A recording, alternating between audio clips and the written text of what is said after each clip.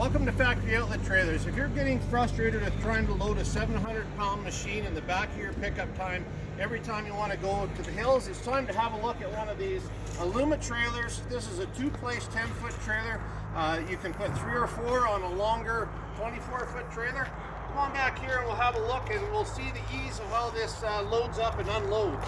So it comes with an all aluminum ramp. It already has slide track on there, so you're not going to have issues and problems loading that snowmobile on there.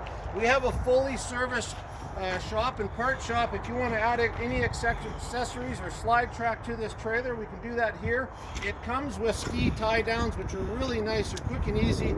You're not wasting a bunch of time with the straps and tie downs that I have in that truck. And when you're done at the end of the day, you can simply just drive on, drive off this trailer. And the other nice feature of this, it's going to protect your snow machine when you're going down the road because it's got that salt rock shield on there. Again, if you have a quick look at the tongue, you're going to see that we have a swing away jack on that tongue, which is really nice. And again, you're going to be traveling in deep snow. You don't want that jack hanging up on when you're going down the road.